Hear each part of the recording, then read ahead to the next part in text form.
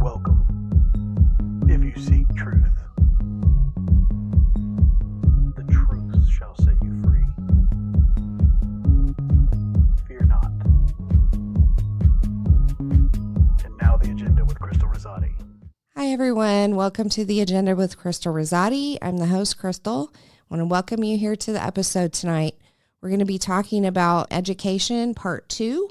So if you missed the last episode, that was part 1. Please be sure and go back and catch that one because there's a lot of buildup in that one to things that we're going to be talking about tonight. So let's start with the history of the education system. I'm going to do a little recap that kind of goes over the things that we talked about last time in the opening as well. There's so many things that go into the education system that people don't really understand, and so many connections and so many different organizations. I often say it's almost like you have to have a big whiteboard with pictures on it like a detective board and connect everything with yarn because there's so many organizations tied to the education system worldwide and domestically, and they just keep popping up with new names, but it's really all the same back end if you look at it. That's one thing that we need to make sure that we're aware of. I want to make sure you understand because we have all seen the decline in our education system in this country. We've seen it happening. It goes way, way, way back in our history with basically the way the Department of Education was created and the purpose of public education to start with. So we talked about that in the first episode. So again, go back and look at that if you haven't already watched it. We're going to be talking about how education fits in with the communist goals, which we also touched on in prior episodes. And why is education so important? Well, part of it is because we as parents hold the responsibility and accountability for our kids' education. Now, obviously, it's been hijacked over time by different organizations, and I believe we've all kind of been asleep. I'm not going to lie. I feel like we've all been asleep and kind of out of touch with what's going on. I think people started to wake up during COVID because things got exposed because of the online learning, and parents were actually hearing what was being taught to their kids. But I know, I have a child that's in his 30s, and I know when he was in high school is when they started taking the textbooks away. Okay, why do you think they did that? Because the textbook authors that they subscribe to now are often very left-leaning in their ideology. They're rewriting things. They're putting content into every subject possible and kind of intermingling topics within the different subject matters. Social studies is a big one where you're going to find things like the whole CRT/SEL, and I'm going to always connotate the two of those together because they are linked.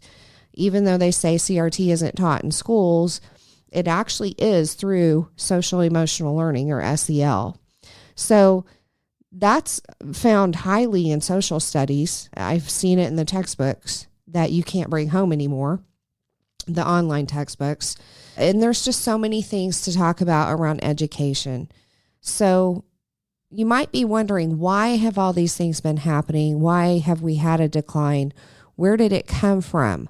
Why are we seeing it? Is it intentional? Is it not intentional?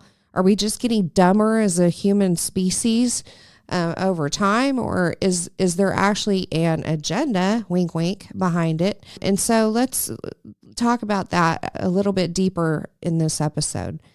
First, I want to start with scriptures, and they're going to be the ones that we talked about in episode 1.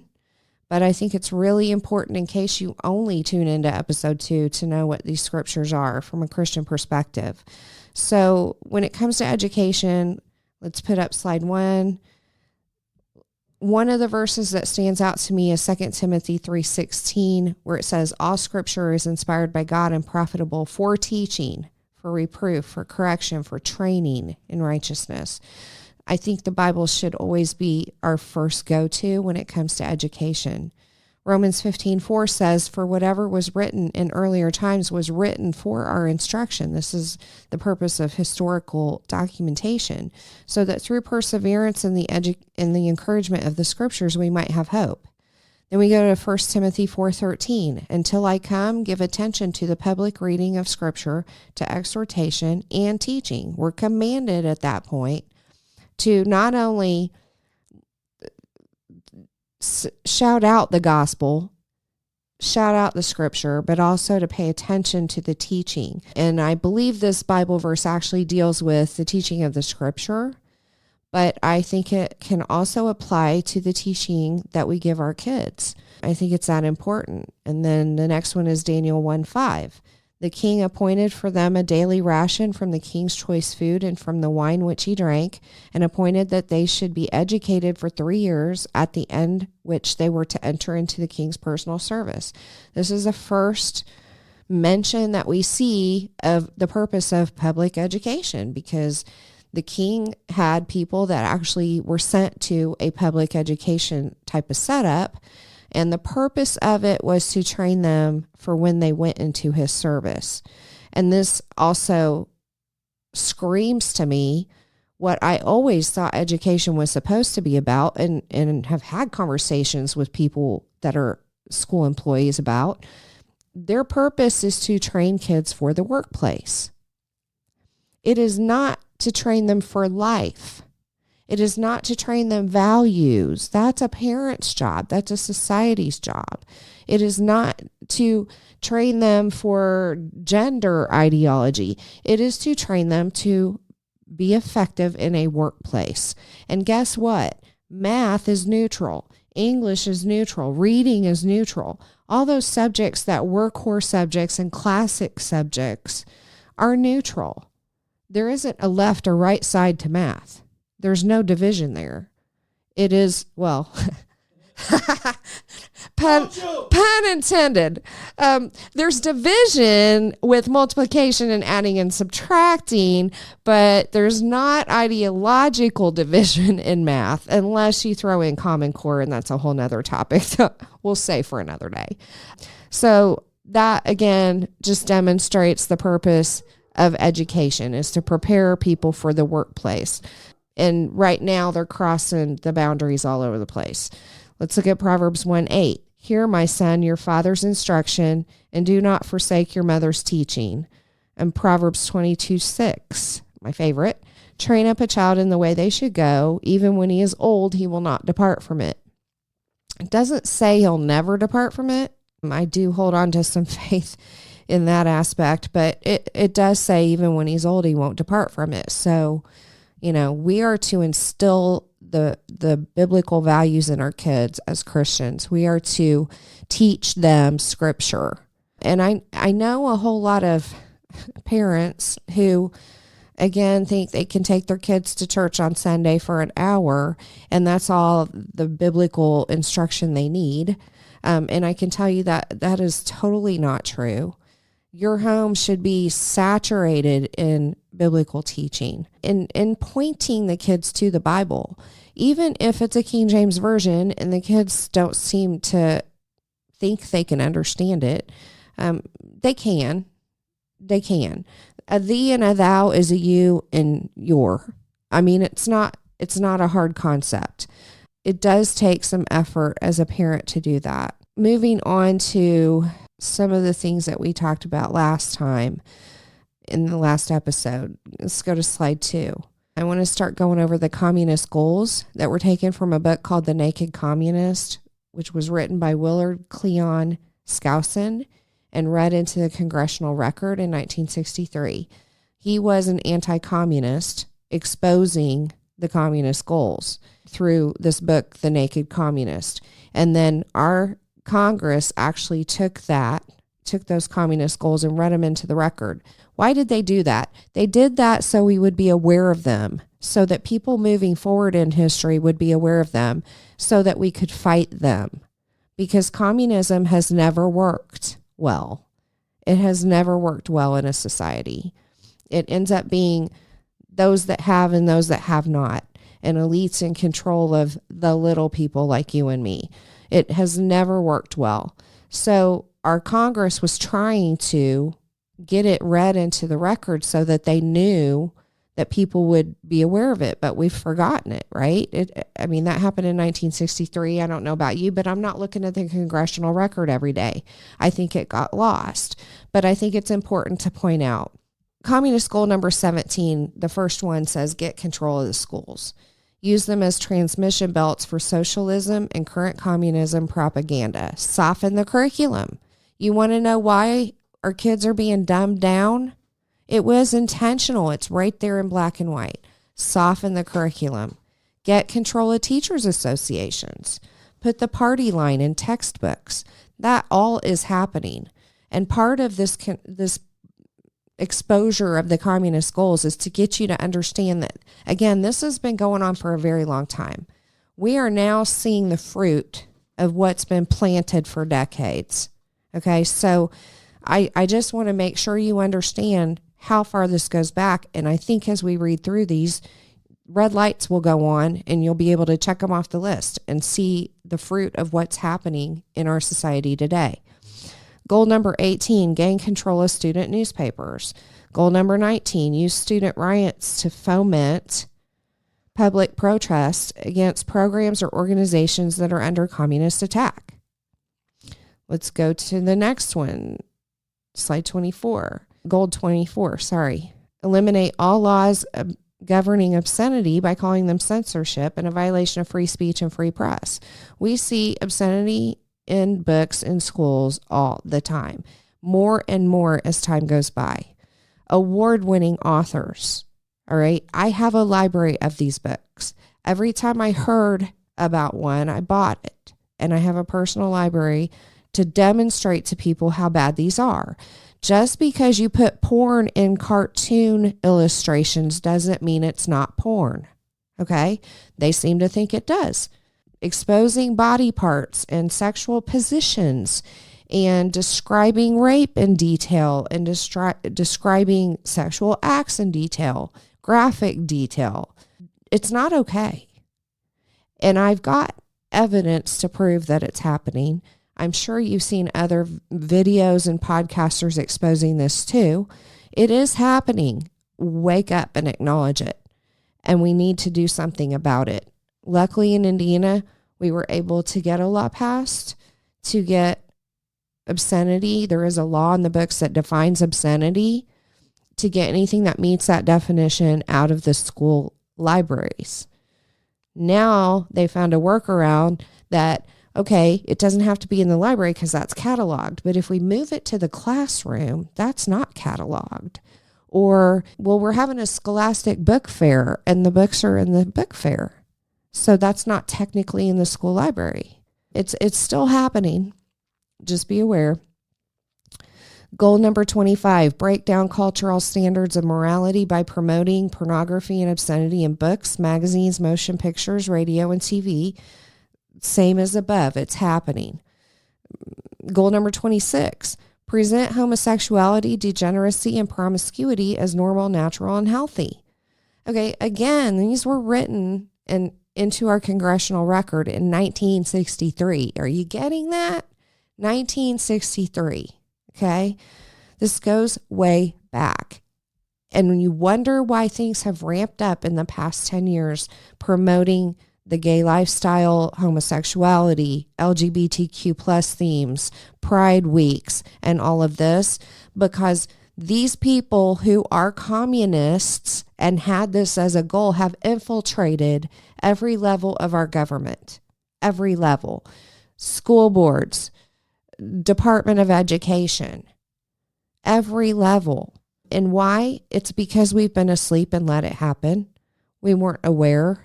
And that's the point of these agenda podcast episodes, is to make you aware and help you understand and see for yourself.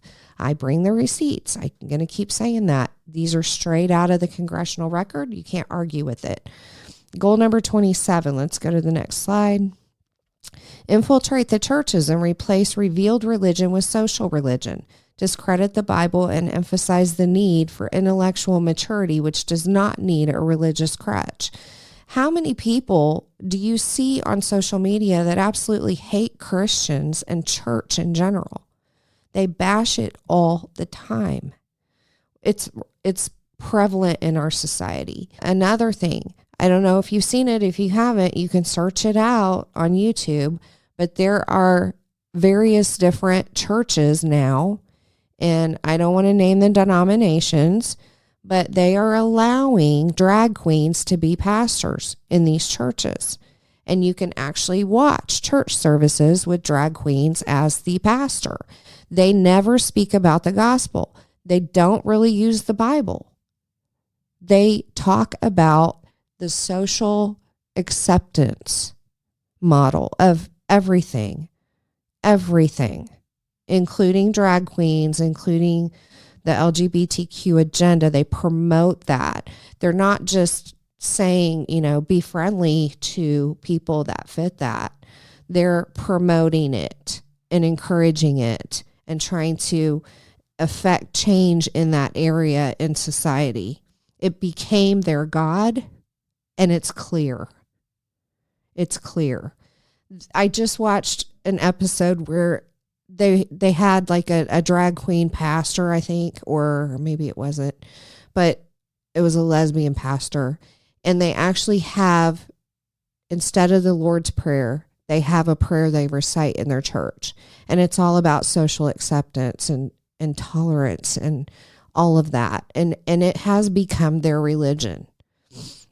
It's funny because, they bash us for having any kind of discernment or gravitation towards anything religious. And yet they fill that void because I believe humans have a need to have a spiritual drive, right? They're driven towards something spiritual. If it's not God, if it's not Jesus, they're going to find something to fill that void. And you'll see it with the climate change agenda. You'll see it with the LGBTQ plus agenda. It has become their God, their idol, and it is something they will die for. Clearly. They'll tell you that. And let's look at number 28. Eliminate prayer or any phase of religious expression in the schools on the grounds that it violates the principle of separation of church and state. That happened in the 70s, I believe, that we took prayer and religious expression out of the schools.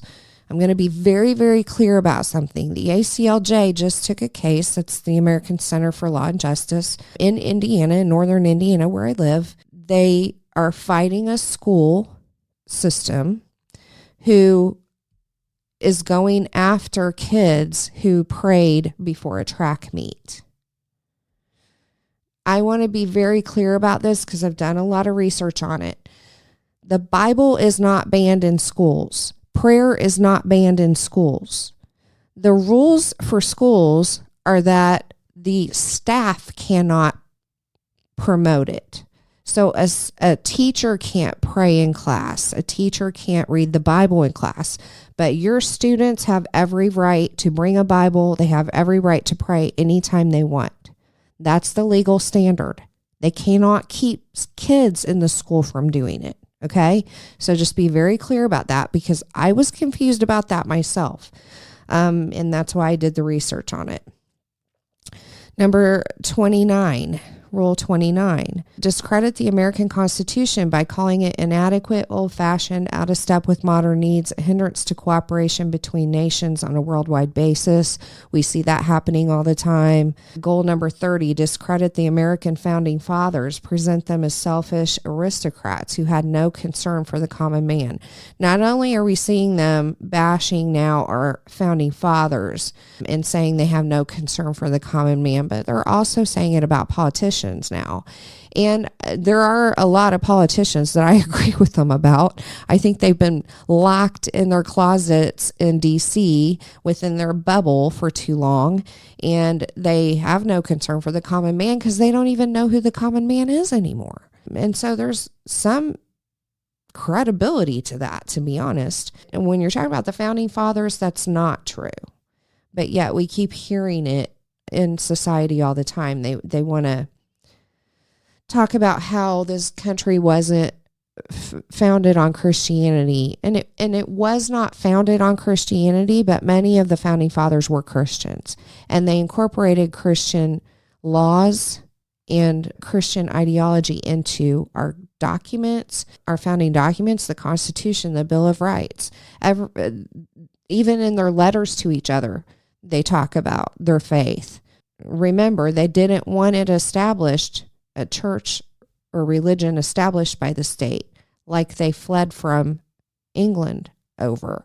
They wanted this to be a free country and people to be able to exercise their own faith, and the state stay out of it, the government stay out of it. That was the point of the whole thing. They were still, a lot of them were Christians. At least they claimed to be. So that's something that we see going on about the founding fathers. Have to be careful with that.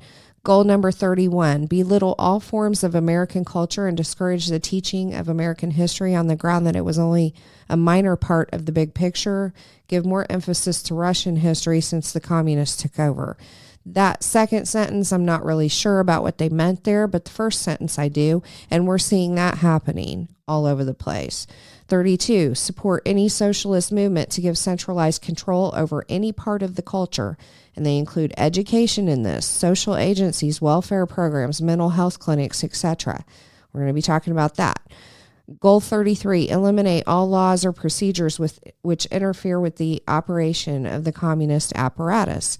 And we've been seeing that. They want to get rid of laws that don't support a communist type of rule. Let's go to number 39, goal 39. Dominate the psychiatric profession and use mental health laws as a means of gaining coercive control over those who oppose communist goals. Number 40, discredit the family as an institution. Encourage promiscuity and easy divorce. It's been happening. Number 41, emphasize the need to raise children away from the negative influence of parents. Attribute prejudices, mental blocks, and retarding of children to suppressive influence of parents. This one I'm going to stop on for a minute.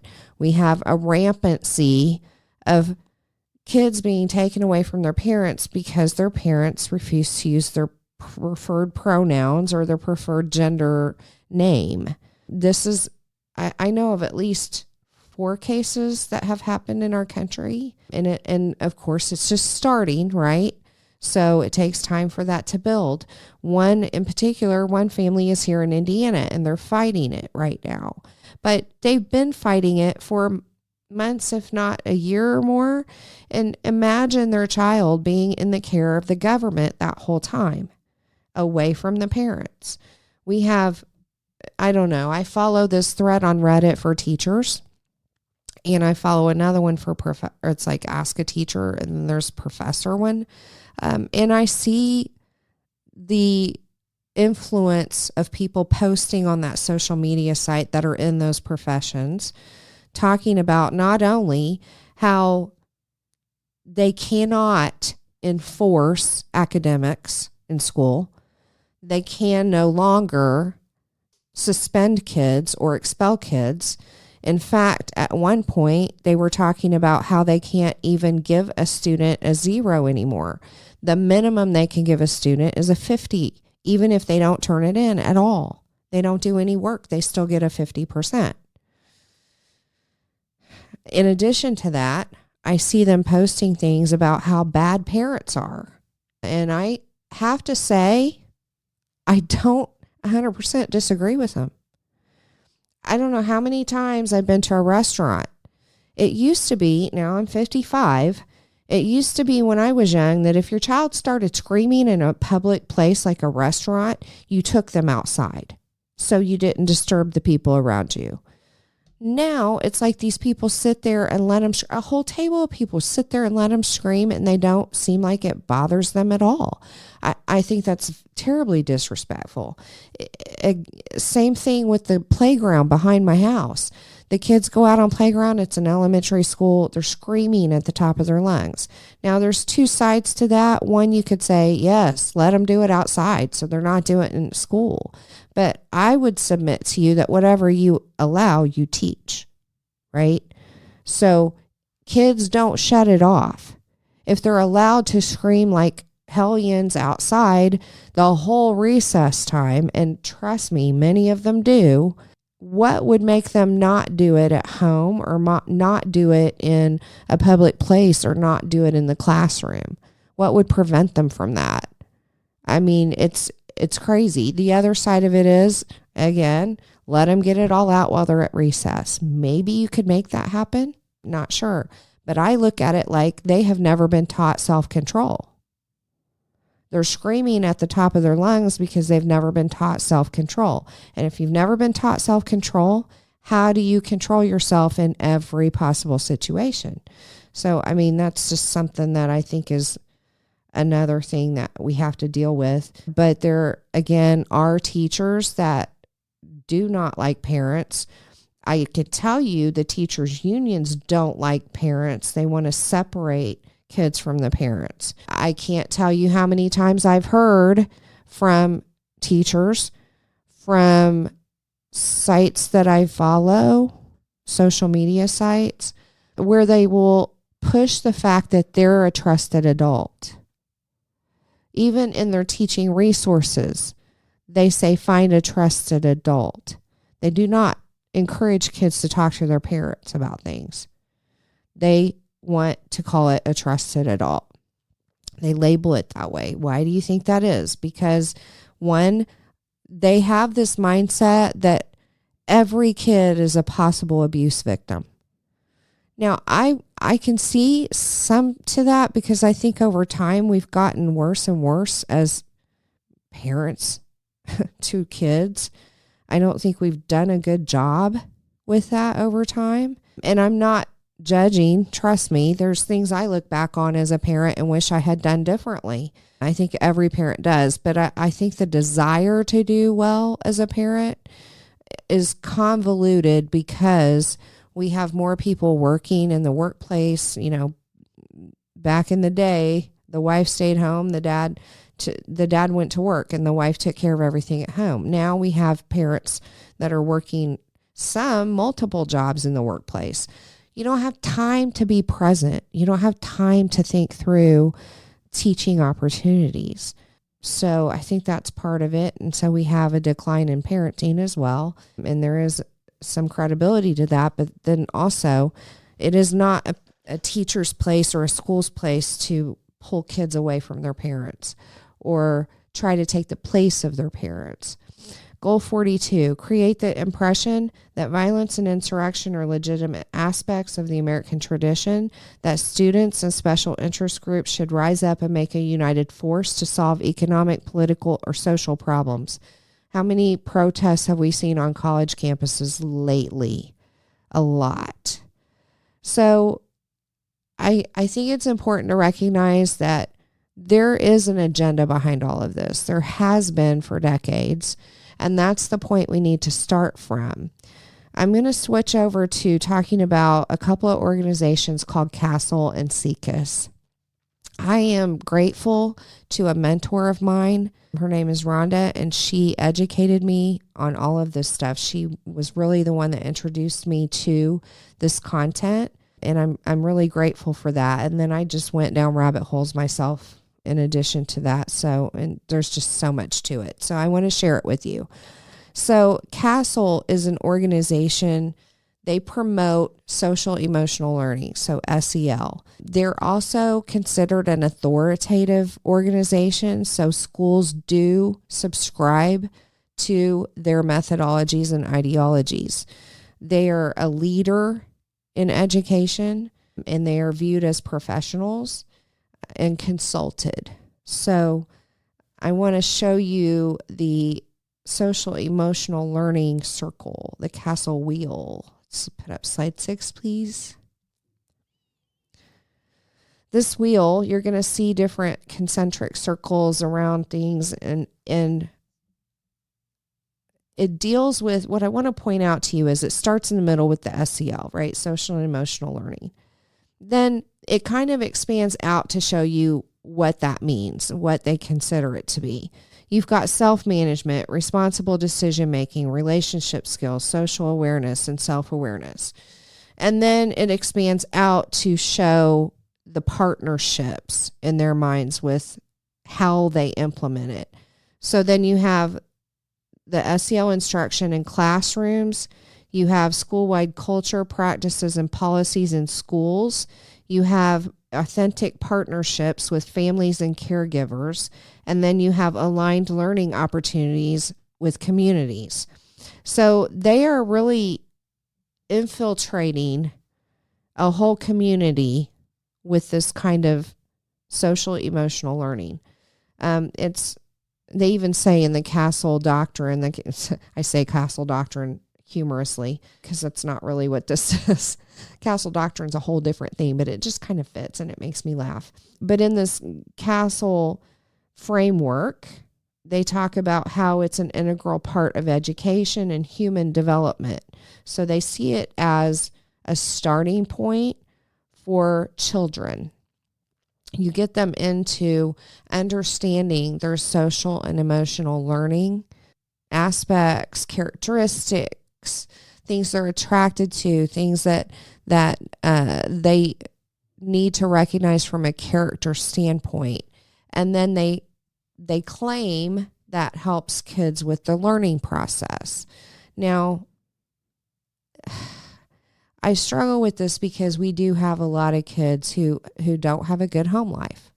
Let's start there. I often say the government puts things in place to help structure when we as the people don't self-govern.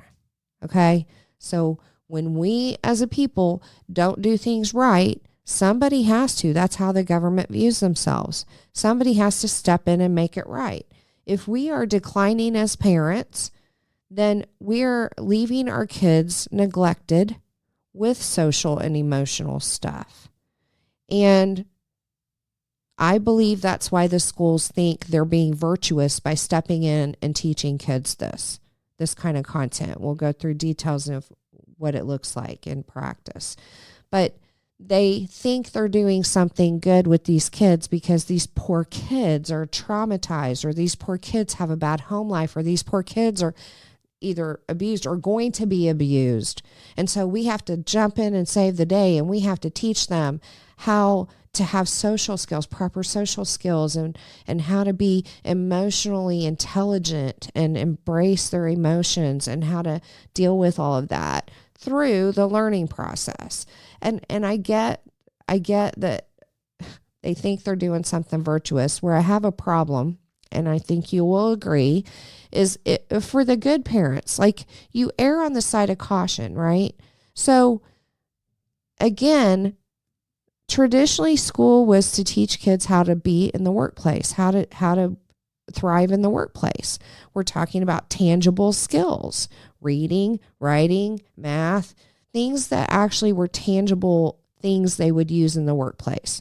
And we left it traditionally to the parents to bring them up with the values that they embraced, right? We left it up to the values being taught through society, through their local society, through their local circle of influence. The people they love, the people they care about, they learn values from them, right? It is never in history until fairly recently, I believe, been the school's job to teach kids that emotional maturity or that social maturity. It shouldn't have been, because you don't know who every single teacher is that your kids have. You might have them as an acquaintance. You might have met them at a parent event or something. Same with the principal. I can tell you there were many times my son was in school. We moved a lot, so we went to different schools. I had never met the principal. I never saw him. Or her. I never knew who they were. Okay? Ask yourself, do you know them? Do you know every teacher that your kid has throughout the day? Do you really know them? Or do you know them from an acquaintance standpoint? You've met them. You might have briefly talked to them at a parent meeting, but do you really know who they are? Because here's the thing. They're coming now through universities who are forcing them to teach this stuff and indoctrinating them with these concepts so that they can then go indoctrinate your kids with these concepts. And I guarantee the majority of teachers are not going to identify values that Christians have. They're not going to line up. And I'll tell you why as we go through this. Let's look at slide number 7, please. What do they mean by social awareness? They say the abilities to understand, perspective of, and empathize with others, including those from diverse backgrounds, cultures, and contexts. Okay, that's absolutely admirable, right? It sounds so virtuous on the outside, and this is something I kept saying in the last episode. These things sound so harmless, helpful, virtuous when you first read them. But then when you start critically thinking about them and diving into what do they actually mean or what could this mean, it's a different story. This says, this includes the capacities to feel compassion for others, understand broader historical and social norms for behavior in different settings, and recognize family, school, and community resources and supports, such as taking others' perspectives, recognizing strengths in others, demonstrating empathy and compassion, showing concern for the feelings of others, understanding and expressing gratitude, identifying diverse social norms, including unjust ones, there's a key word, recognizing situational demands and opportunities, and understanding the influences of organizations and systems on behavior. Okay, a couple things about this. Number one, do you see alignment with what they're promoting to teach, these values that they are promoting, with the Bible? Because we are supposed to have empathy for others, are we not? And recognizing strengths in others is a great thing, is it not? Demonstrating compassion, showing concern for the feelings of others, these are all aligned with Christianity, right? Until it's not. And what do I mean by that? If somebody, I'm going to use an adult situation, for example. Charles Manson. Does everybody know who that is? He was a psychopath that murdered people, okay? He had some group of these groupies that went around with him. He was a cult leader. Very weird guy. Had an upside down cross tattooed between his bridge of his eyes. Creepy dude. Should I, as a Christian, express empathy and compassion towards him? Should I, as a Christian, think that he has strengths, though? He was able to influence people. That's a strength, right? He influenced a whole camp of people into doing really bad things. Should I look at him and say, well, the punishment he received is really unjust? Because nobody should be on death row, capital punishment. Nobody should be put to death. It was really unjust. Situational demands and opportunities. Should I look at him and say, well, his upbringing just really wasn't good, so I feel bad for him? Or should we call evil evil and call it a day? Now, I can be against something and not treat somebody unkindly. And I would venture to tell you, I never have been in this situation, but I believe, based on how I'm made up in my value system, that if I met Charles Manson face to face, I don't think I would treat him badly.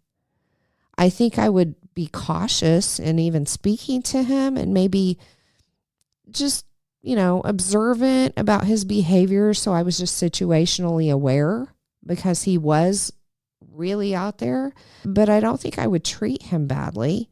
Still, should I embrace his behavior? Should I be inclusive of his behavior?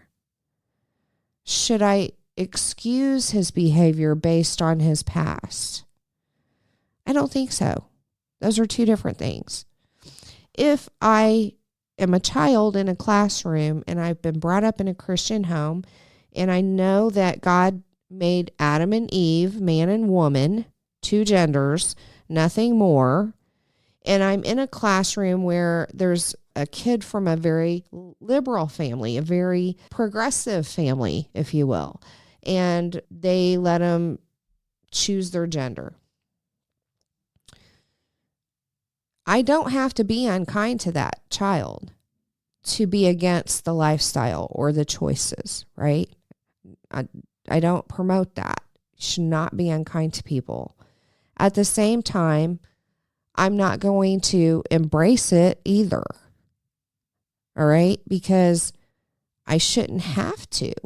Do you think that if we believe something is absolutely wrong in God's eyes, that we should still be accepting of it from an ideological standpoint? I don't believe that. We're to call it black and white. It's either of God or it's not. It's of the devil. It's one or two. There's not gray with that. And when you look at the agenda behind these things, it becomes clear that their goal is to break down social norms. They want to break it down because they know that breaks down a society. And then communism can rise and take over. That was the whole point behind it. The social norms don't always align with the Bible. And we're to follow God, not man. It doesn't matter what the government tells us if it's misaligned with what the Bible says, what God says. We don't accept it. All right? So, again, doesn't mean we treat people badly because they're different. We shouldn't do that.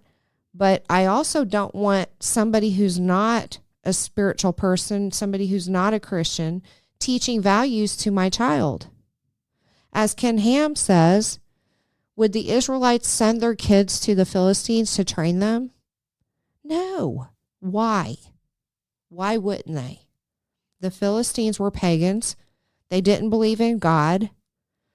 They didn't have biblical principles. They didn't embrace the biblical lifestyle. They didn't care what God thought because they're pagans. They did what they wanted to do. The Israelites cared about their kids too much. They wanted what was best for them, and they knew what God planned was what was best. The Bible doesn't have restrictions in it because God's a punishing God waiting to punish you with the gavel and throw it down and hurt you and drag you through different circumstances to punish you if you screw up. That's not who he is. He's a loving God. The things that are in the Bible that are restrictions are there because he loves us. They're there for our own good. All right? If my child wanted to go to the ice cream store and get 10 pounds of ice cream and eat it, would I as a parent be a bad parent for telling them no? Or would I be a good parent because I know the outcome past just eating the ice cream and I know that's hurtful for them? All right? That's the same mindset God has. If my kid wants to go play in traffic in the street, should I let them just because they just want to do that? No. Why? Because I know the potential risk. I know the potential problems that can come from that. I don't want my child to be killed by an oncoming car or truck. I don't want them to be put at risk. I don't want them to be in danger.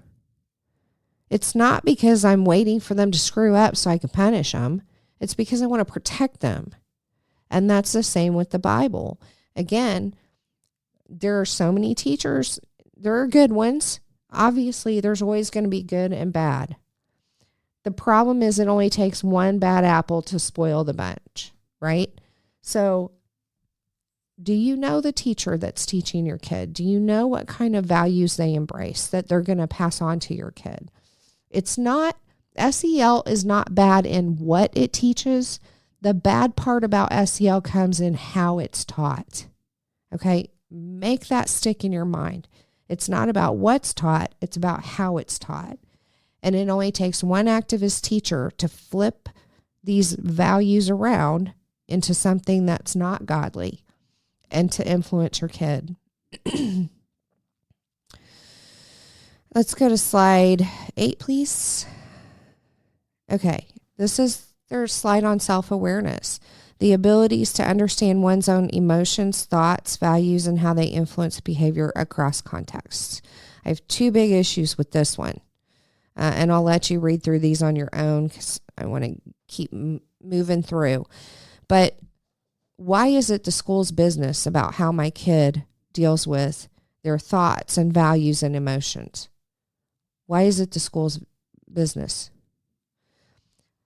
Why should they be the ones teaching my kid about this? Furthermore, your school counselors, they're not the ones teaching SEL. Your teachers are. Okay? They're doing it in their classrooms. They are not qualified as psychologists or psychiatrists or even licensed clinical social workers. They're not qualified in that. So again, to me, they're not credentialed to teach my kid about this type of content. Let's go to slide 9. This is about responsible decision making. They're teaching the kids responsible decision making, meaning the abilities to make caring and constructive choices about personal behavior and social interactions across diverse situations. This includes the capacity to consider keyword ethical standards and safety concerns, and to evaluate the benefits and consequences of various actions for personal, social, and collective well-being. All right. They go on to say demonstrating curiosity and open-mindedness. When they say open-mindedness, what do they mean? Are we to be open-minded to everything out there, to everything possible in the world, and even things that are considered social norms that conflict with our Christian values? Are we supposed to just be open-minded and accepting of it? We're not. So they're teaching kids to be open-minded, to accept everything. All right? It's not good to be too open-minded, I'm telling you. You don't want to be closed-minded either. I know I'm going to get bashed for that online. But you have to protect that whole thing about open-mindedness, because I believe that thoughts get planted, they get entertained, and they become actions, especially when it comes to kids.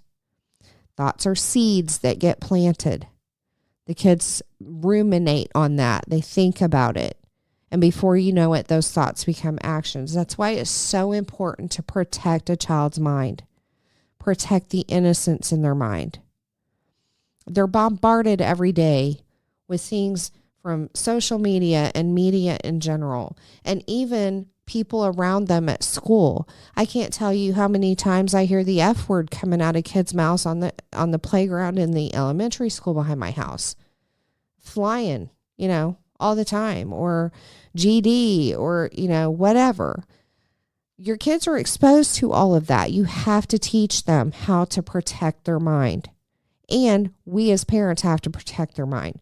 So I think this open-mindedness is just total garbage.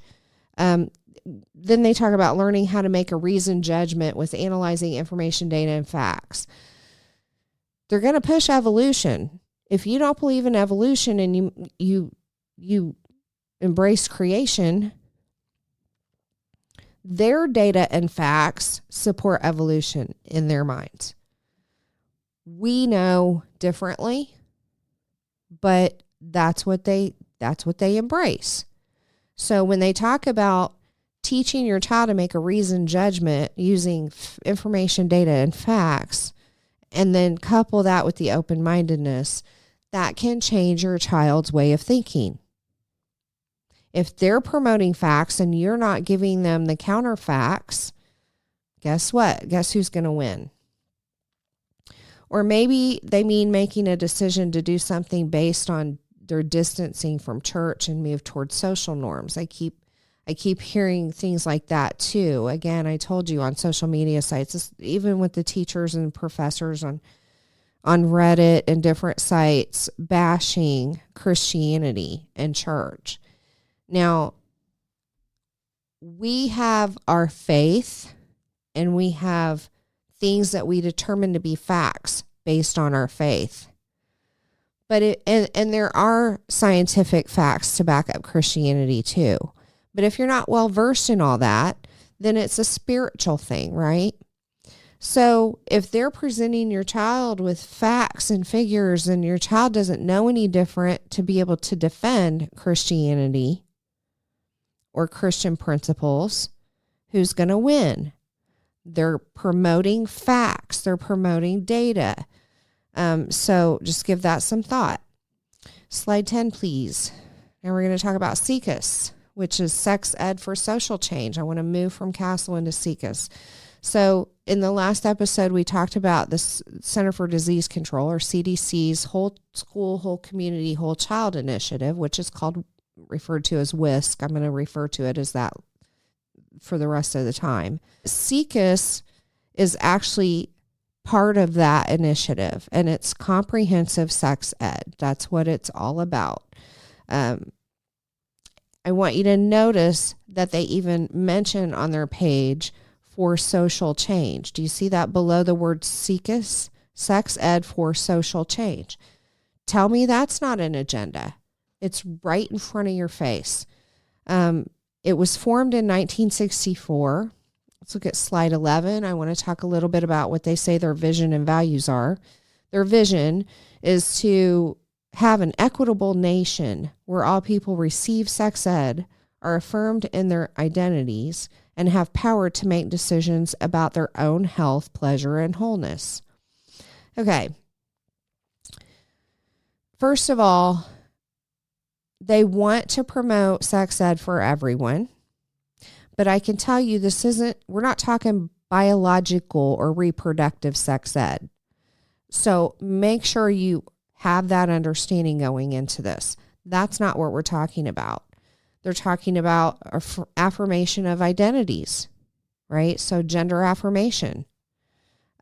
We've seen how that can be destructive in our society, just not even considering counseling for kids that think they might be a different gender and just gender affirming them right through. I just saw today that Europe has now put a law in place that they cannot do any kind of treatments for children under 18 for gender ideology. No treatments, no hormone therapies, no hormones, no surgeries, no nothing. They've learned. Denmark has learned. They've backed off. The U.S., though, is going full steam ahead with all this affirm. Guess what? There's such a thing as a tomboy, because I was one. I fully believe if I were growing up today that they would be pushing me into this ideology. And it is an ideology, by the way. It is not fact. There's no science backing up gender identity issues. It's still a mental health issue. And they want people to have power to make decisions about their own health, pleasure, and wellness. No, the pleasure part. So I'm stuck on what I can say about that. I get the pleasure part, but that is not the purpose of it as God designed it. God's design for it was to be fruitful and multiply. And it was a gift to us, but it was to be shared only with one person. I don't know, again, that I want the Philistines teaching my kid about the proper way to do sex things. I'm not sure I want that. I don't know what they embrace, right? So that's part of the purpose of these videos. Now let's look at the values. SEICUS recognizes that good sexual and reproductive health is a human right. So they don't focus on reproductive health. It's sexual and reproductive health. Their definition of sexual health is just have fun. SEICUS advances comprehensive sexuality education as a means of building a foundation for a long-term culture shift that will positively impact all levels of society, particularly issues of gender. and racial equity, sexuality, sexual and reproductive health, consent, personal safety, and autonomy. Pointing out gender equity here, that's one of their goals. They are big on the gender ideology spectrum. They also are telling us right there that they want to build a foundation for a long-term culture shift. So historically, we had Judeo-Christian principles about sex and about the purpose of it and the rules around it. And we've slowly, as a society, come away from it and away from it and away from it. Until now, we go back to the communist goals to promote promiscuity. And that's exactly where we're at. The next value is SEICUS commits to working to dismantle the systems of power and oppression, which perpetuate disparate sexual and reproductive health outcomes and incubate stigma and shame around sex and sexuality across the intersections of age, race, size, gender identity and expression, class, sexual orientation, and ability. This is where I'm telling you it's a free-for-all with SEICUS. When they talk about comprehensive sex ed, they mean comprehensive. They're not talking about sex ed like mom and dad used to have. They're talking about comprehensive. We're talking about teachers bringing sex devices and tools and toys to school to demonstrate to kids. We're talking about object lessons with sex ed. Nothing is off the table. They don't care about the biology aspect of it or reproductive aspect of it, which means they're teaching kids about anal sex. They're teaching kids about everything under the sun that you can possibly do. Doesn't matter the gender of the two people. They are also promoting the removal of shame around sex. And what they mean by that is directly on us as Christians, because we have a biblical worldview, that sex was between a man and a woman for the purpose of reproduction. They do not agree with that, because if somebody's promiscuous, they think that we are going to shame them. They think that we're going to look down on them and be horrible to them because we don't embrace their values. Okay, so they see us as people who would shame people who want to just have sex, promiscuous sex. So that's directed at Christians, I can tell you that. And other, I won't say just Christians, I'll say other religious affiliations that also embrace that same ideology. SEICUS applies an intersectional lens to ensure people's real lived experiences inform our policy, education, and strategic communications work. I'm not going to deal a lot with that. I'm providing references and links at the end of this in the below description so that you guys can actually go and read this stuff in detail yourself. I don't want to deal with reading every single thing in each screenshot, but there are some that I think it's really important to make sure you understand holistically, because if I skip around too much, I'm not sure you're going to get the whole picture. So let's look at slide 12. This is talking about their strategic communications. Shape cultural and societal narratives by applying a multifaceted approach in all communications with a strong organizational website, social media presence, relevant opinion pieces, and bold position statements. Again, they're talking about shaping our culture and shaping societal narratives. Educate and inform the broader public through media appearances, speaking engagements, and other high visibility activities. Again, we're seeing this all infiltrating our culture. I believe the Grammys were on the other night, and I believe John Cena was nude, essentially, in the Grammys. Oscars, thank you. Yes, perfect. I don't watch them, so I don't really know. I just caught the headlines about it. But, I mean, it's everywhere. It's pervasive in our culture. Why did he need to do that? Why? Ask yourself that. There is a reason why people do everything they do. Just think about it. Expand our communication channels with partners using both traditional and social media to eradicate, inform, and mobilize communities. Yeah, so this is talking about traditions and expanding communication channels. They want to get the word out with people. And you're going to see in a little bit all the partners they have. It's extensive with these people that are going into schools. And again, SEICUS is somebody that schools consult with and get resources from and teaching materials from. There's somebody the schools get curriculum from. So make sure you understand that. They're one of the main ones. All right, slide 13. Here's part of SEICUS's agenda as well. If-then series, abortion access. If you cared about abortion rights, then you should care about sex ed. This eye-opening fact sheet of the if-then blah, blah, blah. So on the right side, and you probably can't see this, but again, there's going to be a reference, so I encourage you to go look it up yourself. I want to read some of it out of this if I can see it myself. They're talking about comprehensive education is education that works. They're talking about all kinds of details about abortion and what they stand for in this.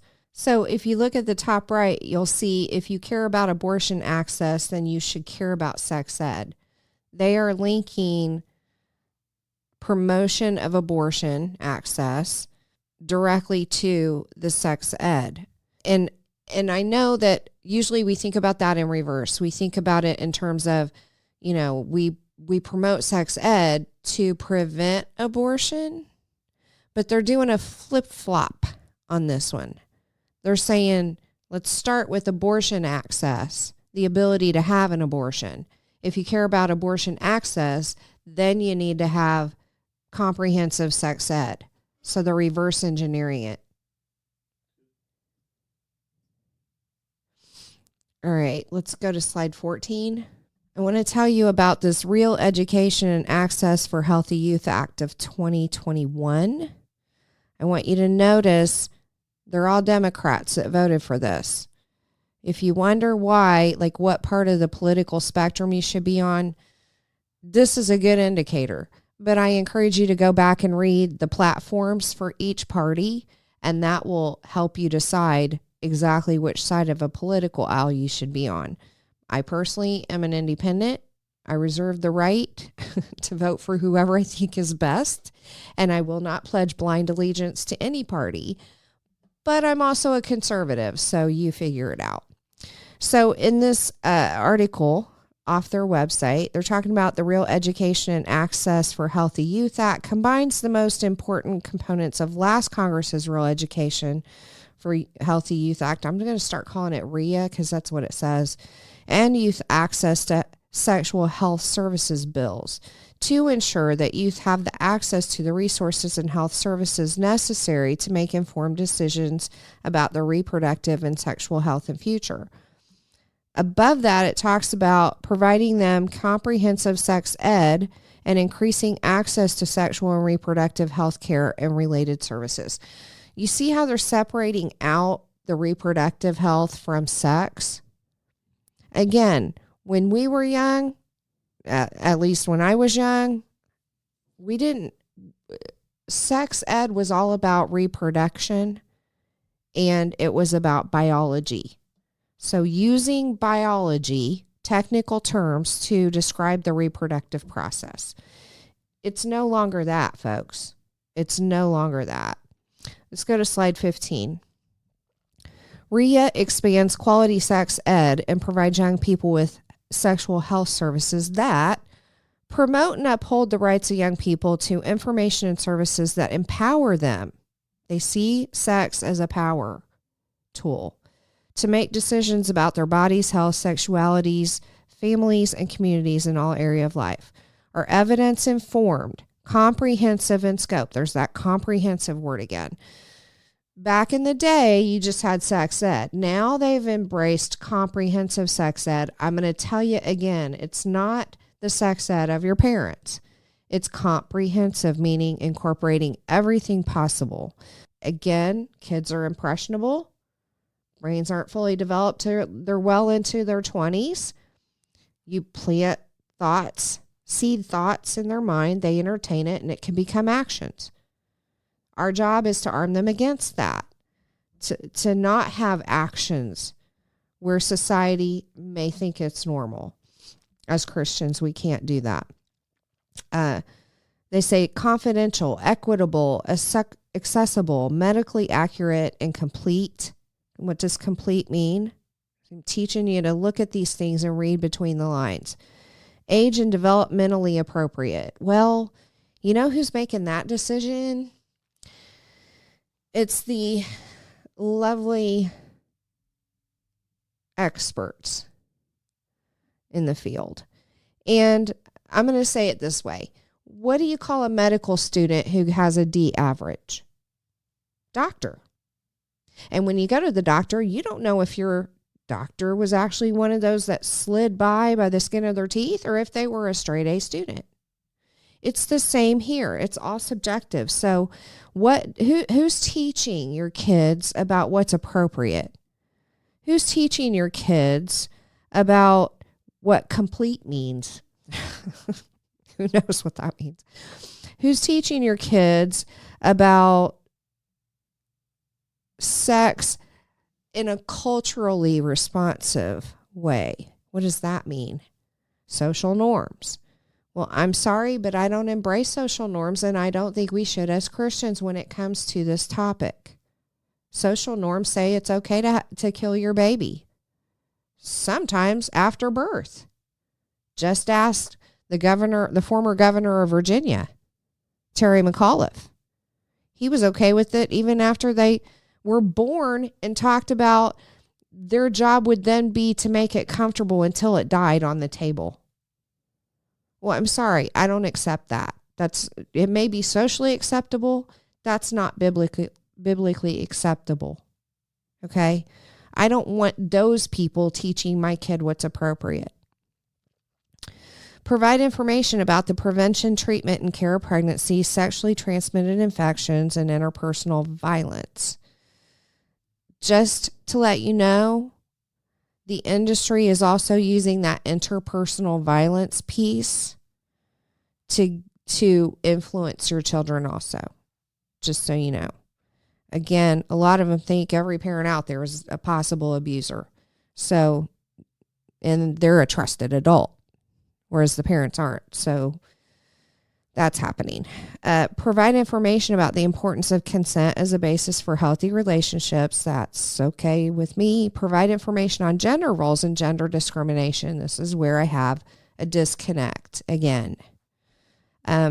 It makes me so mad that we have these professionals that are trying to plant these seeds in our kids' minds, knowing full well what they're doing, but coming across with the whole, it's virtuous. I'm doing them a favor. I'm helping them. No, you're not. You're harming them. Get it right. You're harming them. You're planting seeds that don't need to be there, and those seeds are going to confuse them. Who's the author of confusion, Christians? It's not God. The Bible straight up says God is not the author of confusion. So who's trying to confuse your kids? Who's trying to confuse society? I'll leave that right there. Provide information on the historical and current condition in which education and health systems, policies, programs, services, and practices have uniquely blah, blah, blah. I'm going to skip that. Redress inequities on the delivery of sex education and sex health services to marginalized young people. Promote gender equity and inclusivity of young people with varying gender identities, gender expressions, and sexual orientations. There it is again. When they call those terms out, they're telling you they're teaching it. Otherwise, they wouldn't even put it in their documents. They're focusing on it. They're teaching it. They're planting the seeds. And people don't like the term grooming. Well, guess what? I'll just use coaching. How about that? People think we misuse the term grooming when we talk about these people. Misuse the term groomers when we talk about these people. But those terms just mean breaking down inhibitions. Okay? So that's what those terms actually do. So it's appropriate. But since it's such a hot topic, to use that term, I'll just use coaching. They're coaching kids. Let's go to slide 16. On this slide, it talks about the REA Act, ensures no federal funds under this act may be used for programs or services that, and I'm going to point out a few to you. Number one is promote gender or racial stereotypes or are unresponsive to gender or racial inequities. So they can't spend any federal funds on any organization that doesn't do that. Promotes gender or racial stereotypes or are unresponsive to gender or racial inequities. So under the REA Act, if you don't agree with the gender ideology, then you can't get federal money. You see that? Another one, fail to address the needs of pregnant or parenting young people. When they say address the needs, they include abortion in that, just so you know. So if you're an organization and you don't want to teach kids about abortion, you can't get federal funding. Fail to address the needs of survivors of interpersonal violence, meaning incest or molestation. Fail to be inclusive of individuals with varying gender identities, gender expressions, and sexual orientations. Again, if you don't include everyone, because this is SEL related, right? So social emotional learning, you have to be inclusive. You have to be compassionate and empathetic to everyone, right? Although I don't think it's reciprocated towards Christians. It's weird. But if you don't embrace that, you can't get federal funding. And the next slide tells you who the partners are. These are endorsing organizations for SEICUS. And I'm not going to go through all these. Obviously, there's a lot of them. You'd be surprised about some of them, probably many of them. But I will leave a link below for you to go and take a look at this document. Again, Planned Parenthood, that's one big one right out of the gate that jumps out at me. But there's several that you're going to want to know about. This one doesn't make any sense. Women of Reform Judaism. That's a weird one to me. National Black Women's Reproductive Justice Agenda. Advocates for Intersex Youth, International Association of Providers of AIDS Care, so on and so forth. And this brings us back to the World Health Organization under the UN, because they have a big part in this, and this is my wrap up, basically closing out this episode, but I want to bring it back to the WHO. Let's go to slide 18. This is from the WHO's website. Comprehensive sex ed gives young people accurate, age-appropriate information about sexuality and their sexual and reproductive health, which is critical for their health and survival. The United Nations technical guidance is referenced here, and so I'm going to be looking at and showing you some things out of their technical guidance because it's interesting. So this says, while comprehensive sex ed programs will be different everywhere, the technical guidance, which was developed together by UNESCO, which is the UN education branch, UNFPA, UNICEF, did you know they were involved? UN Women, UN AIDS, and WHO.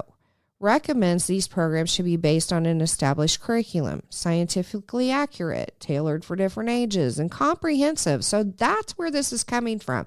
Do you understand now? We are not a sovereign nation anymore. This stuff is being pushed by the globalists at the United Nations and all of their partners. This is not coming from people in our country. It's part of a bigger issue. And remember the communist goals. I'm tying it all together because the UN, well, there was the communist goals. The UN is trying to enact those communist goals. And we have people within our country that are communist, that are buying into it, that are partnering with the UN and all in with them and carrying out what the UN is directing. Do you understand that? We saw it with the vaccines. We talked about it in an earlier episode where the UN, they're so sneaky about this. They recommend things to countries. They don't make them do it. Okay? That's their out. But there's consequences if you don't. That's coercion. It's almost like blackmail. It's like, you're going to do this. You still have a choice not to, but if you don't, here's the consequences. And who's going to say no to that, right? Again, with the comprehensive topic here, label. And then they talk about topics covered by CSE, which they're calling life skills, family life education, and a variety of other names, include but are not limited to families and relationships, respect, consent, bodily autonomy. Why do you think they throw bodily autonomy in? It's true we have bodily autonomy unless it's, the pandemic. Apparently that's when it doesn't apply. But we do want bodily autonomy. But when they talk about that, they're talking about abortion rights. Okay, so that's what they're associating it with. Anatomy, puberty, menstruation, contraception and pregnancy, and sexually transmitted infections, including HIV. Let's go to slide 19. This one talks about, it's also out of the same technical document, but it talks about comprehensive. And it says CSE provides opportunities to acquire comprehensive, accurate, evidence-informed, and age-appropriate information on sexuality, blah, blah, blah. It goes down and lists, the same things that we looked at in the slide before, only a little more detail. But the point of this is, do you see how they keep saying, they talk about family stuff and they keep saying the word comprehensive. That's what I want to get to you. In that same slide, they talk about values again, about halfway through, personal and shared values, life and interpersonal relationships, cultural and social norms. There's that again. Guess what? Those norms are becoming more and more misaligned with biblical teaching every day. Gender equality, non-discrimination, sexual behavior, violence, and gender-based violence. And they go on to list more. And then they say comprehensive also refers to the breadth and depth of topics and to content that is consistently delivered to learners over time through their education rather than a one-off lesson and intervention. All right, here's another aspect I want you to think about. Health classes, when I was growing up, split between boys and girls. So boys had health class, girls had health class. Both of them were done about reproduction based on biology. So biological terms, scientific terms, all of that. Guess what? For a long time now, and I didn't know this until just a couple years ago, health classes are merged. They're one class for boys and girls together. So I want you to think about all the topics we talked about. And then I want you to imagine being your gender sitting in a classroom with other people of the other gender, mixed all together, and talking about menstruation, talking about all these different health topics that should be private and respected as private. And yet here you are, a child in a classroom with people of both genders mixed together and talking about these things that I would be embarrassed. I would be humiliated and embarrassed. But again, one of the first things, and you'll find this if you do any investigation into sex trafficking, one of the first things that groomers do is they expose kids to sexual content in order to break down their inhibitions. What do you think this is doing to kids in our schools? Do you not think it's putting them together, making them read excerpts of a graphic novel with a graphic rape scene in front of people of the opposite sex? Does that make any sense? It is to break down their inhibitions. Why? Well, Planned Parenthood is a partner in all this. And my friend, Monica, she used to be a Planned Parenthood teacher in schools. And then she became a Christian and came out of it. And she does speaking engagements to educate people on what is in this comprehensive sex ed that she provided. One of the things that she talked about is she would have the kids sit in a classroom and she would tell them, there's no boundaries. I want you to yell out every slang word for a body part that you know. She said at first she would see these kids like kind of not want to do it. They would be kind of reserved about it and they wouldn't want to participate because they were embarrassed. But then when one did it, then a second one would do it. And then before you knew it, all the kids were yelling out slang terms for body parts. And they had no problem doing it. She said, as a Planned Parenthood educator, it was incorporated into every subject that those kids had at school, including lunchtime, because she would go in and hear them talking about it at lunch, and she would participate in their conversations at lunch. Do you understand the impact to the kids when they're being exposed to this? And it is indoctrination, no doubt. Do you understand how much garbage is going into their brains and sitting there and simmering? Do you think when they come home from school and you say, how was school today? What did you talk about? They're going to tell you? They're not going to tell you. I'm so disgusted by the culture that we're in and all of this being done to our kids.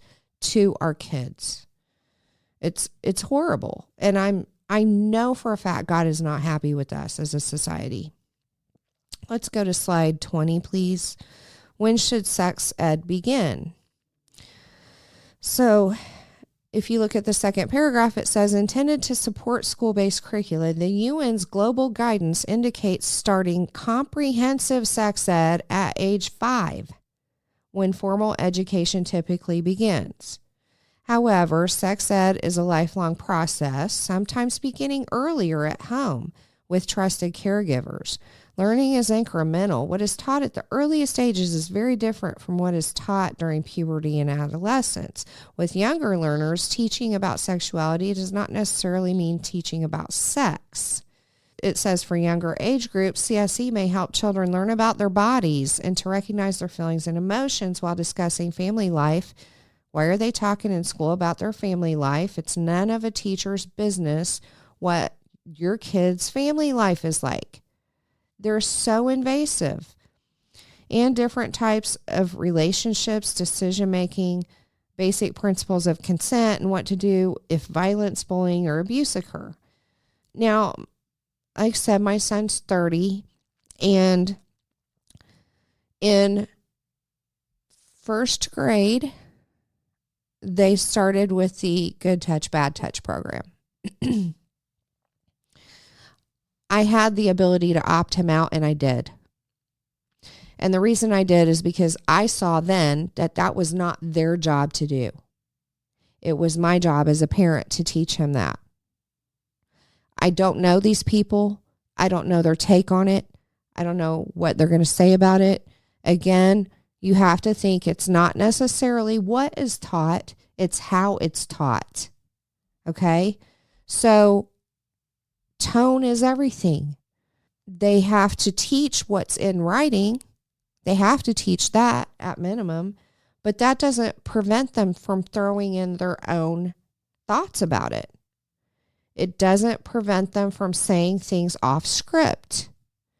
And you as a parent are entitled to know what curriculum is being taught. But guess what? Their thoughts, their opinions, Their values are not curriculum. The curriculum is just, these are the standard things we have to teach. It's not how they teach them. So you have to be so careful. We're going to go now to the genderbread person. You might have heard about it. This is something that is being used in preschools to teach kids. So here you can see there's identity, there's attraction, there's sex, there's expression. And they start off with these little things. But you see, they've got the body parts sectioned off there and indicated. They indicate on the webpage, and you can find this yourselves there's a reference below. But when they talk about gender identity, for example, Josh, I think this is on the next one. Yeah. When they talk about gender identity, they say things like womanness or manness. Gender expression, on the other hand, is femininity or masculinity. And then you have anatomical sex, which is femaleness or maleness. Did you have any idea there was that much to it? I mean, this is what they're teaching our kids. What does this stuff even mean? How is womanness different from femininity, which is different from femaleness? I mean, it's stupid. So then they show identity does not equal expression, and that does not equal sex. And they have boxes for sex assigned at birth. This is a little workbook, by the way, that, again, there's a link to below. So then you have sexually attracted to woman. I don't even know what the and or woman and or feminine and or female people, or men and or masculine and or male people. And then you have romantically attracted to. Those are two different things. Sexually attracted to, romantically attracted to. Women and or feminine and or female people, or men and or masculine and or male people. Who's the author of confusion? Right? It's not God. Do you find this to be completely confusing? And do you think this is really appropriate for preschool kids? Because that's who the target audience is for this. I don't know about you, but I'm just completely flabbergasted at where we are as a society. Well, how did we get here? How did we end up here? Again, it's like living in an alternate universe when you start to wake up. Because you have no idea. It's so weird. I don't know how this happened, but I know it is happening. And when you have a responsibility to do something about it. That's why I'm doing these videos. What are you going to do with it? Let's go to slide 21. Does sexuality and education encourage masturbation? This is actually in their technical guidance again. I'm not even going to read through that because I'm going to let y'all read it on your own time. Let's go to slide 22, please. Josh, the producer. Thank you. Slide 22. What is the impact of abstinence-based programs? They're claiming that there's clear evidence that abstinence-only programs, which instruct young people not to have sex outside of marriage, are ineffective in preventing early sexual activity and risk-taking behavior, and potentially harmful to young people's sexual and reproductive youth. Have you heard of such a thing? They're talking about abstinence-only programs are harmful to young people's sexual and reproductive health. How is that? It says CSD therefore addresses safer sex, preparing young people after careful decision-making for intimate relationships that may include sexual intercourse or other sexual activity. Evidence shows that such an approach is associated with later onset of sexual activity, reduced practice of risky sexual behaviors, and increased contraception use. I call BS on this, and I'm going to tell you why.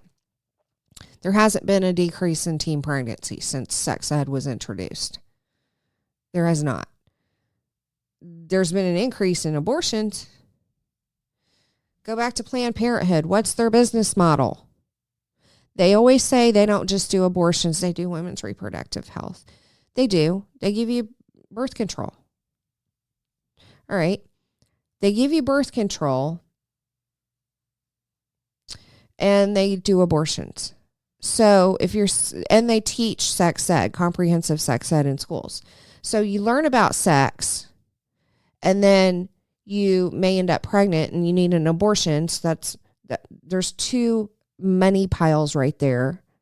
And then after you have an abortion, you get birth control, or, that's 3, or maybe you get comprehensive sex ed and you get birth control, but then you accidentally get pregnant. Then you have an abortion. Then you go back to the birth control. Do you understand the business model here? It's a money maker, no matter what. Thank you, Monica, for exposing that to me. It's a money-making scheme. They handle all ends of the spectrum. Start with the little ones. Teach them everything you can teach them, because you know what? That plants seeds of curiosity. We all know that. Kids see things, they're naturally curious. They want to dive into it deeper. That's why I was saying planting these seeds of thoughts, get then entertained, and then become actions. Not always, but I can tell you it does work that way in general.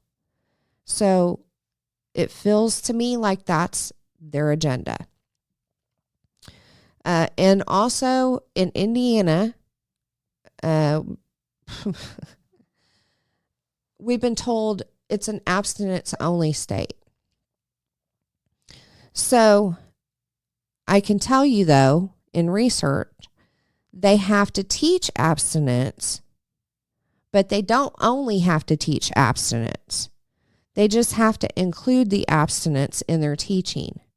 And they have to say that's the best method to prevent any STDs, STIs, whatever you want to call them, pregnancy, and things like that.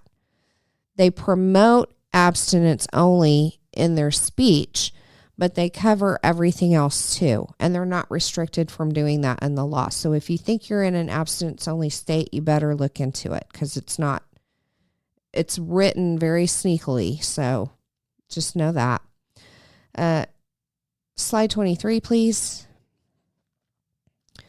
This is out of their technical document as well. Culturally relevant and context appropriate. CSE fosters respect and responsibility within relationships, supporting learners as they examine, understand, and challenge the ways in which cultural structures, norms, and behaviors affect people's choices and relationships within a specific setting. So again, it's all about social norms. Are you seeing this? And they've said already they want to transform society. It's not a far stretch, folks, and I am not making this stuff up. You have got access to their source documents. I am pulling these directly from their own documents. The next slide, slide 24, goes into what transformative means. I'm going to leave that to you guys to look up and research on your own. I'm not going to dive into that too much, because I think we all have a good understanding by now what transformative means. One thing I will point out in this, in the fourth line, it says strengthening young people's citizenship. Do you see that? CSE contributes to the formation of a fair and compassionate society by empowering individuals and communities, promoting critical thinking skills, and strengthening young people's citizenship. What is young people's citizenship about? What does that mean? And when they say positive values and attitudes towards sex and reproductive health, whose standards are they using? I submit to you that all of this whole push for sex ed and comprehensive sex ed and sexualizing our children, because that's what it is coming from this globalist government, the UN. It's coming directly from there. We talked about there's 135 countries in the world, 134 are in the UN, they're members. So it is a global government already, but it's just kind of a trickle down effect, if you will. into these countries, and our country has had the opportunity not to embrace it, and we've gone full speed ahead with it. When they talk about young people's citizenship, they're not talking about American citizenship. They're talking about global citizenship. When they talk about social norms, they're not talking about America. They're talking about the world. They're talking about transforming the entire world's social structure to be more accepting of all these things. So that's why we've seen the push in our society. Slide 25, I'm just going to show you this little excerpt out of here. When they talk about sex, it says it has different meanings in different languages and different cultural contexts for sexuality. Taking into account a number of variables and diversity of meanings in different languages, the following aspects of sexuality need to be considered in the context of CSE. And it goes on and on and on. Look at the third bullet. Sexuality is linked to power. I told you earlier, they think it's a power thing. If you're having sex, you're exerting power. It's making you powerful. If you're not powerful. So again, this goes back to it's not what they're teaching, it's how they're teaching it. Do you understand now why I'm saying that? If you're telling kids that sexuality is power, what kid doesn't want to be powerful? You're encouraging them to do it. And we know it can be very destructive, not only to kids, but to adults too, to have so many partners. Very destructive in the mental state, the emotional state, everything. It also leads to sexual violence when you have a very promiscuous society. It's, again, kind of like a cult because they'll die for the rights to do this. We see people like Cardi B all the time, twerking, risque clothing, flaunting her sexuality. How many music videos have that? Again, we talked about, what was it, Josh? The Grammys or the Oscars? Thanks. The Oscars having a naked guy parade across the stage. Why? Do you ever wonder that? Do you ever wonder why, we have billboards that have sexual connotations on them? We're bombarded with it everywhere because they think it's powerful. That's why. But they don't care that it's against what God wants for us. They don't care about that. So who's their master? And again, I'm going to say, is that who you want your kids being taught by? They do not limit it to reproduction or biology. They call it a social construct in this slide. They say it's linked to power. It's just sickening to me. Slide 26. This is another excerpt out of it. I'm getting tired. I'm getting the Biden disease. When they talk about this, they talk about it being a wide range of topics. And about halfway down, let me see if I can find it real quick. Oh, yeah. Let's just read this one because this one's really good. CSE covers a wide range of topics, some of which may be culturally sensitive depending on the context. In many settings, CSE curricula omit or avoid key topics and or place too much emphasis on the mechanics of reproduction without also focusing on responsible sexual behaviors and the importance of healthy and equitable relationships. You see UNESCO there? That's the United Nations education arm. That's what they're referencing there. The omission of key topics will lessen the effectiveness of CSE. So the more you tell, the better. It's not good to withhold information about sex from kids. You understand what they're saying there? Let me read that again. The omission of key topics will lessen the effectiveness of comprehensive sex ed. I told you everything is on the table with CSE.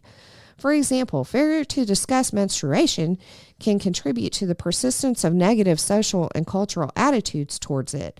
This may negatively impact the lives of girls, contributing to lifelong discomfort about their bodies and leading to reticence in seeking help when problems arise.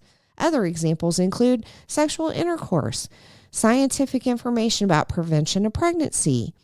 Notice they said scientific, right? The SRH needs of young people living with disabilities or HIV, unsafe abortion and harmful practices such as CEFM and FGMC. I don't even know what that stands for. Or discrimination based on sexual orientation or gender identity. There we are again. Again, they're teaching kids homosexual sex. Do you get that? Homosexual sex acts. They're teaching them how to do them. Silencing or omitting these topics can contribute to stigma, shame, and ignorance, may increase risk-taking, and create help-seeking barriers for vulnerable or marginalized populations. And somehow when I read that, Josh, I just heard myself seeing a commercial for a pharmaceutical product. You know how at the end they say, this can lead to da-da-da-da. That's what I just read there. Okay, let's go to slide 27. Getting close. And here they're claiming schools play a central role in the provision of CSE. So again, if you think your school's not teaching comprehensive sex ed, it is, I guarantee it. This is something they're pushing and that the U.S. has embraced. And I'm not going to read this to you. Go look it up for yourself. That is proof that schools are expected to use this curriculum worldwide.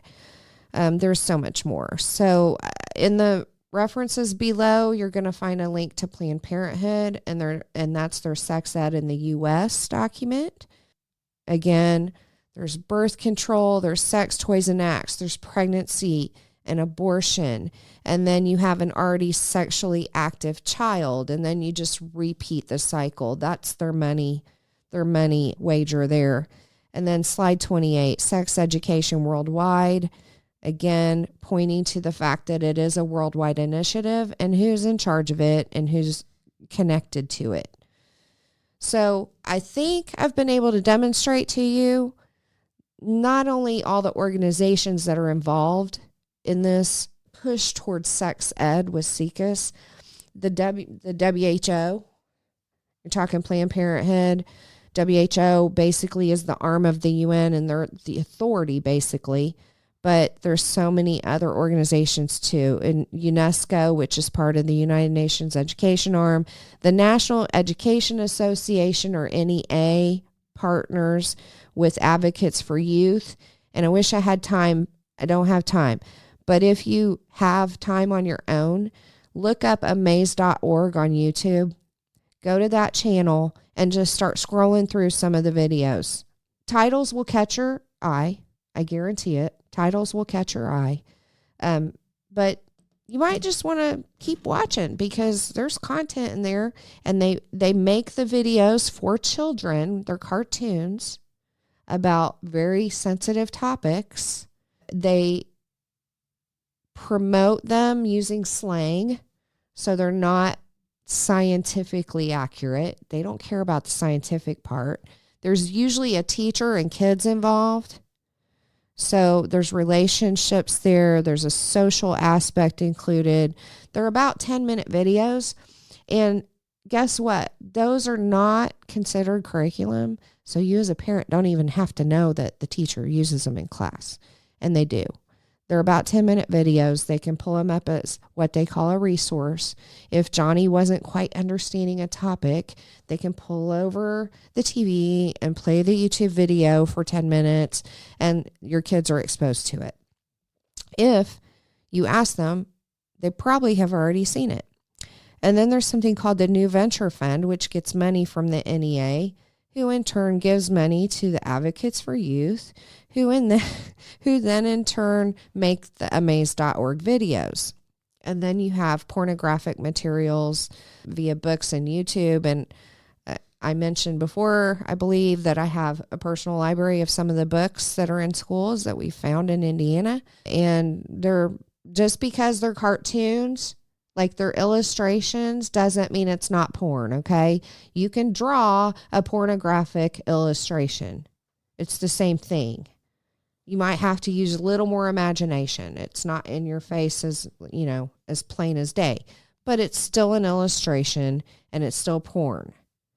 It doesn't make it not porn because it's drawn as an illustration. And I'll leave it at that because you can use your imagination to understand what all is in these books for little kids. So in closing, I just want to say I hope you learned a lot about the education side of things and the influences on our kids in this culture war. This is so much a passion of mine.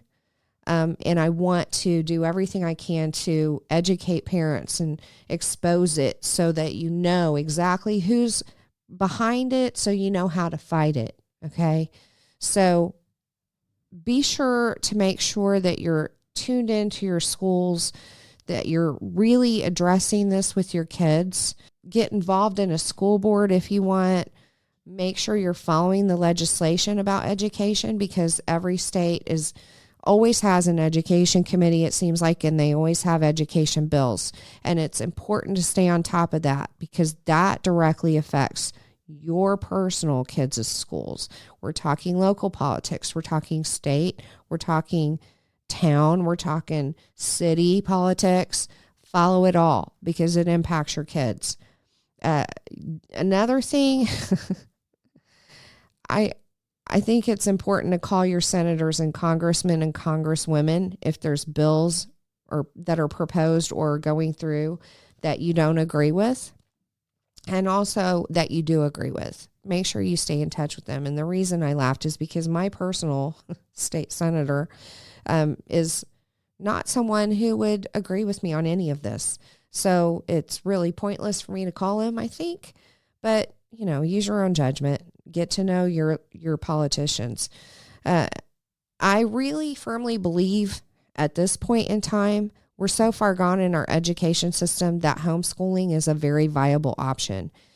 Not only is it better for your kids as far as the exposure to things that you don't want them exposed to as a Christian, it's also so much more easy now to do homeschooling.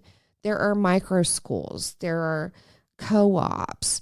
Homeschooling has come a long way. And I always thought it was like an all-day thing every week to educate like in a homeschool situation.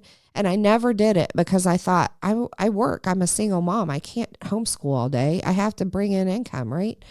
But it's not that way anymore. It's so different now. There's so many options now. And if you're looking for a homeschool type of reference or somebody to reach out to, put a comment down so that we see it because we can probably help you identify homeschool options in your area or at least connections. Some schools even have it. Another option you can do is run for office. I'm going to keep saying that. And of course, pray, pray, pray, because we will be held accountable for what we do as parents, and doing nothing is not an option. So I want to say, very last thing, if you like this content and you want to know more, be sure to subscribe to Revolver Broadcasting. Click the notification bell, like, share, and also drop a comment because this will be my 6th episode and I'm not sure the reception. So good or bad, drop a comment so I know what you think about it. And then also, I just want to say a special thanks to Josh, the producer with Revolver Broadcasting, and make sure you go to revolverbroadcasting.com and check out the shows and the different podcasts and content there. It's a fabulous company. Highly recommend it, obviously. And with that, I'm saying good night.